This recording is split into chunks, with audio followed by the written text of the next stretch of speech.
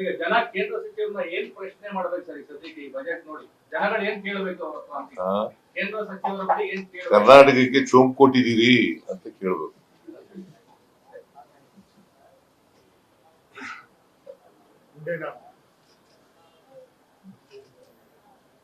ರಾಜ್ಯ ಸರ್ಕಾರದ ವಿರುದ್ಧ ನಿರಂತರ ಹೋರಾಟಗಳು ನಡೀತಾ ಇದೆ, ಯಾಕೆ ಕೇಂದ್ರದಲ್ಲಿ ಕೇಳ್ತಾ ಇಲ್ಲ ಅಂತ ಎಲ್ಲ ಅದನ್ನು ಆಯ್ತಪ್ಪ, ಜನ ಆರ್ಕ್ಸ್ ಕಳಿಸಿದಾರಲ್ಲ, ಹೆಚ್ಚಿನ ಸಂಸದರಿದ್ದಾರೆ. ಎಷ್ಟು ಜನ ಆರ್ಕ್ಸ್ ಕಳಿಸಿದಾರೆ? ಹೆಚ್ಚಿನ ಸಂಸದರನ್ನ ಹೋದ್ ಸಾರಿ 25 ಎಷ್ಟು ಜನ,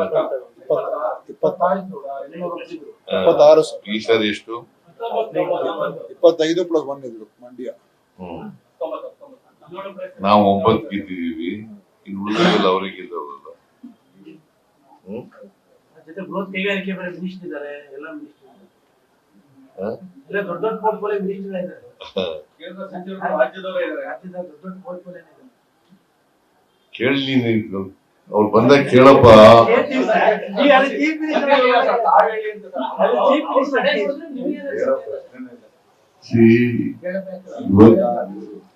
ಇವತ್ತಿಗೆ ಒಂದು ದಿನ ಬಾಯಿ ಬಿಟ್ಟಿಲ್ಲ ಇವರು. ನಮ್ಮ ಬಿಜೆಪಿ ಅವರಾಗಿರ್ಬೋದು, JDS-ನವರಾಗಿರ್ಬೋದು, ಒಂದು ದಿನ ಬಾಯಿ ಬಿಟ್ಟು ನಮ್ಗೆ ಅನ್ಯಾಯ ಆಗಿದೆ ಅಂತ ಹೇಳೇ ಇಲ್ಲ.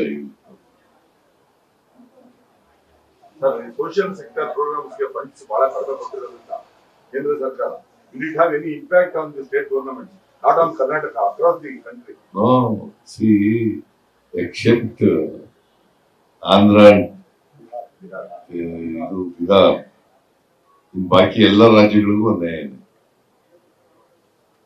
ದೋಸ್ತಿ ಸರ್ಕಾರ ಕೆಲಸ ಮಾಡಿದೆ, ದೋಸ್ತಿ ಸರ್ಕಾರ ಕೆಲಸ ಮಾಡಿದೆ. ದೋಸ್ತಿ ಸರ್ಕಾರದಲ್ಲಿ ತೊಂದರೆ ಕೊಟ್ಟಿರೋದಲ್ವಾ? ಇಲ್ಲಿ ಕೇಂದ್ರದಲ್ಲಿ ದೋಸ್ತಿ ಇಲ್ವಾ? ಅಲ್ಲ, ರಾಜ್ಯದಲ್ಲಿ ಲಾಭ ತಂದಿಲ್ಲ ಅಂದ್ರೆ ಇನ್ನೂ ನಷ್ಟ ಆಗಿದೆ. ಕಾಂಗ್ರೆಸ್ ನಡೆಸುವಂತಹ ರಾಜ್ಯಗಳಿಗೆ ಟಾರ್ಗೆಟ್ ಆಗ್ತಿದೆಯಾ? ಎಲ್ಲ ಇಡೀ ದೇಶದಂತೆ ಕಾಂಗ್ರೆಸ್ ಎಲ್ಲೆಲ್ಲಿ ಆಡಳಿತ ನಡೆಸಿದಂತಹ ರಾಜ್ಯಗಳಿಗೆ ಟಾರ್ಗೆಟ್ ಆಗ್ತಿದೆಯಾ ಕೇಂದ್ರ?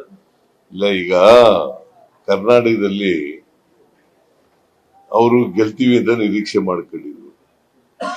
ನಾವು 136 ಸೀಟ್ ಗೆದ್ಬಿಟ್ಟು, ಬೈ ಎಲೆಕ್ಷನ್ ಅಲ್ಲೂ ಗೆದ್ಬಿಟ್ಟು ಎಲ್ಲರೂ. ಅದಕ್ಕೆ ದ್ವೇಷ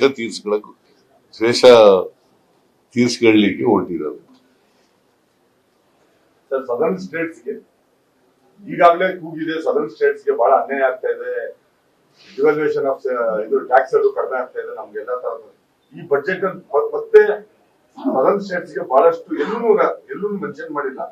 weather Modi and his team is against the Dravidian culture or southern states ಅಂತ ಅನಿಸ್ತಾ ಇದೆ ನಿಮಗೆ ಅಂತ? ಯಾವ ರಾಜ್ಯಗಳು ಅವರ ನೀತಿ ಇದೆಯಲ್ಲ, ಮನುಸ್ಮೃತಿ ಪ್ರಕಾರ ಮಾತಾಡ್ತಾರಲ್ಲ, ಮನುಸ್ಮೃತಿ ವಿರುದ್ಧ ಮಾತಾಡ್ತಕ್ಕಂಥ ಎಲ್ಲ ರಾಜ್ಯಗಳಿಗೂ ಕೂಡ ವಿರುದ್ಧನೇ.